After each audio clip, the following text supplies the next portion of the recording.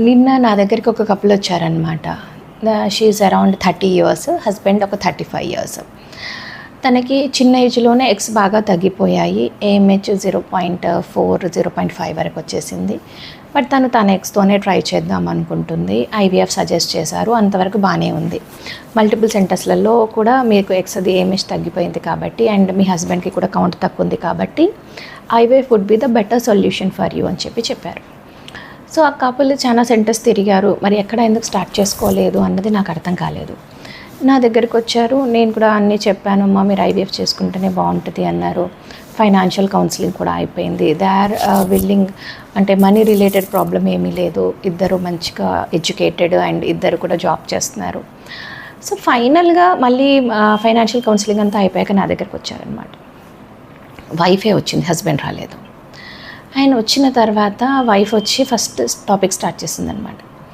Madam మాకు మనీతో ఏం ప్రాబ్లం లేదు, మేము పెట్టుకుంటాము, కానీ నాకున్నదల్లా ఇంజెక్షన్స్ అంటే భయం మేడం. చాలా చాలా చాలా భయం నాకు చిన్నప్పటి నుంచి కూడా. ఇంజెక్షన్స్ అంటే నాకు ఫీవర్ వచ్చినా ఏదొచ్చినా నేను మ్యాక్సిమం ట్యాబ్లెట్స్తోనో వాటితోనో కంట్రోల్ చేసుకుంటాను, కానీ నేను ఇంజెక్షన్స్ని మ్యాక్సిమం నా లైఫ్లో అవాయిడ్ చేస్తాను మేడం.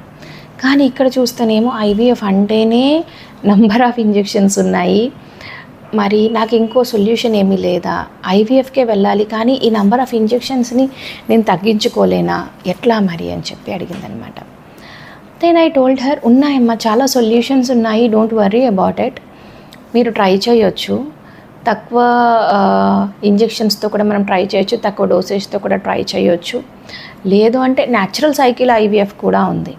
అంటే సింపుల్గా ట్యాబ్లెట్స్ తీసేసుకొని మీరు 1 లేదా 2 ఇంజెక్షన్స్ తీసుకొని అప్పుడు మనకు వచ్చే 1 or 2 ఫాలికల్స్ ఏదైతే ఉంటాయో వాటిని కూడా పికప్ చేసుకోవచ్చు.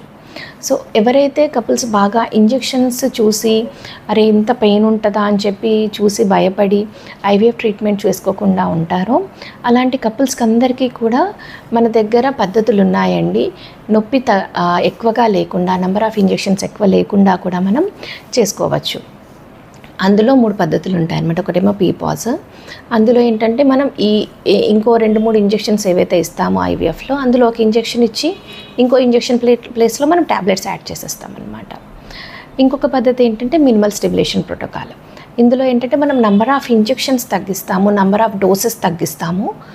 సో దానివల్ల మనకు వచ్చే నెంబర్ ఆఫ్ ఎగ్స్ కూడా తగ్గుతాయన్నమాట.